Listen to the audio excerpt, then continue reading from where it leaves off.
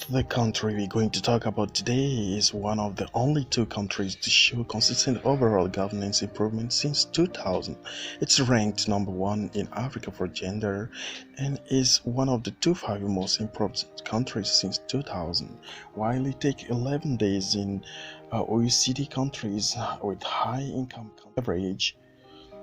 It takes 48 hours to get your business registered or to start your business. So today I'm going to talk about the Silicon Valley of Africa. We're going to talk about the country of Thousand Hills, Rwanda.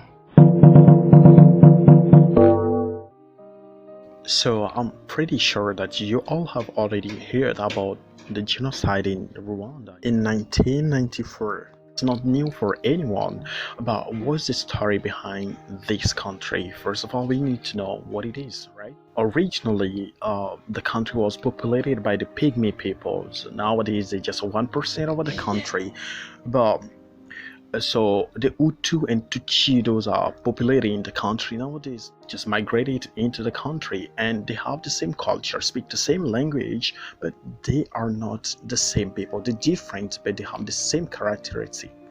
So traditionally, the differences between the two groups were occupational rather than ethnic. Agricultural people were considered Hutu, while the cattle owning elites were identified as Tutsi. Supposedly, Tutsi were tall and thin, while Hutu were short and square, but it's often impossible to tell one from the other. The 1933 requirements by the Belgian that everyone carry an identity card indicating tribal ethnicity as Tutsi or Hutu enhanced the distinction. Since independence. Repeated violence in both Rwanda and Burundi has increased ethnic differentiation between the two groups. So right after the independence, what happens actually that the nation Rwanda was ruled by the Hutu.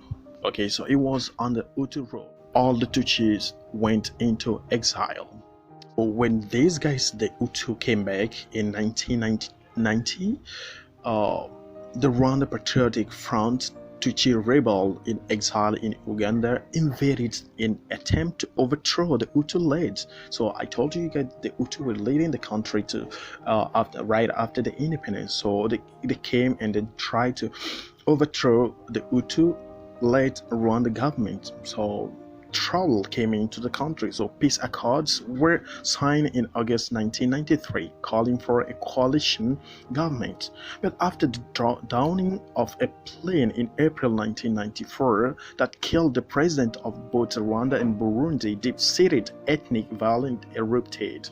So that's what brought the Rwanda Genocide. People always say that those who were responsible for shooting down the plane is clear. Okay, so some people are just saying that those who brought down the plane were some Hutu extremists who rejected the Hutu-Tutsi power-sharing plan proposed by President Juvenal Habyarimana, a Hutu moderate. So the president was actually an Hutu.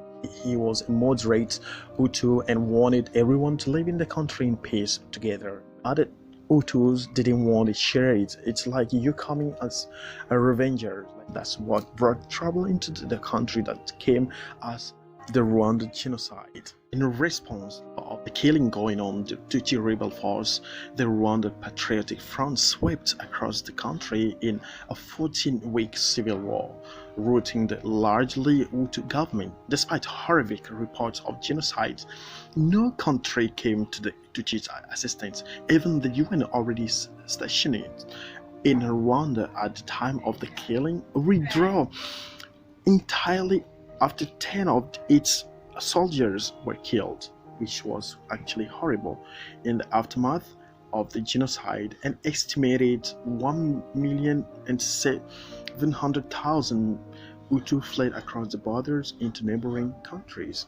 Although Tutsi rebels took control of the government, they permitted a Hutu pastor, Bizimungu, to serve as a president, attempting to deflect accusation of a resurgence in Tutsi elitism and to foster national unity.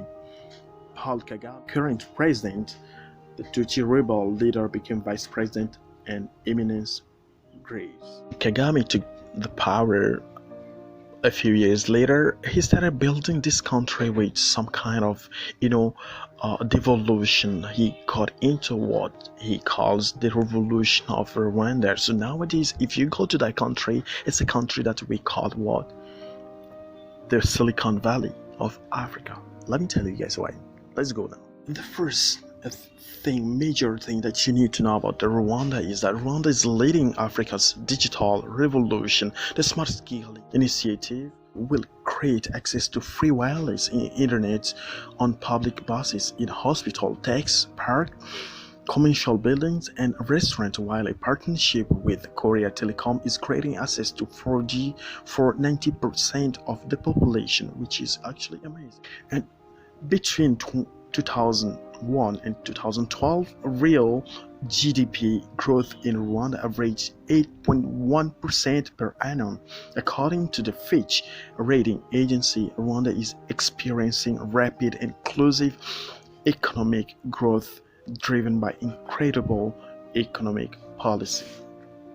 Okay, so Rwanda has the world's highest representation of women in parliament. Okay, it means 64% of the parliamentarians in Rwanda are women. It's amazing, which is the leader in the world. Even Western countries are not doing this. Okay, the fifth point that you guys should know about Rwanda is that it's a dramatic improvement in healthcare delivery and health outcome, and has seen life expectancy in Rwanda rise by 10 years in the last decade. Over 90% of Rwandese, you can call them Rwandan or Rwandese, have access to medical insurance. It's not the same in all countries in Africa, which is actually a revolution that we experience. The sixth point is that Rwanda is one of the few African countries on track to achieve the Millennium Development Goals, MDGs. Net primary school attendance is at over 91%. Just clap for this country. Okay, 7 points. 1 million Rwandan or Rwandese overcame poverty between 2006 and 2011. Initiative and innovation, homegrown development solutions have reduced poverty. For example, the Jirenka program, which provides every poor family in Rwanda with a cow, has reduced malnutrition, increased agricultural productivity, and created business opportunities for everyone. In 2007, Rwanda became the first country in the world to legislate an outright ban on plastic bags. If you go to Kigali nowadays, you'll never see any plastic. Do you know what? Kigali is the most beautiful and the cleanest capital in Africa. So it's estimated that the UAE produces 3.4 million tons of plastic bags in a year, creating carbon dangerous waste. This is incredibly amazing. Listen to this. On the last Saturday of every month, every Rwandese, starting with the president, participates in Umuganda, a day of national community service. And I've seen it on TV, the president cleaning the gutters, which is actually amazing. You'll never you don't see these things. Through Umuganda, Rwandese have built schools, medical centers, hydroelectric plants, and rehabilitate wetlands to create highly productive agricultural plots and cleaned their city, town, and villages, making Kigali one of the cleanest cities in Africa. So these are the things that you have to know about Rwanda. And don't forget that nowadays when Paris Saint-Germain plays football, what do you see? It's written on the jersey, visit Rwanda, because it's attracting people to visit the country. The country is so beautiful that you'll never, think that this country is located in Africa, one of the cleanest countries in Africa. Thanks for watching this video. If you like what I'm doing, share my videos, comment, and subscribe to my channel. This is how you can help me to grow this channel. I love you.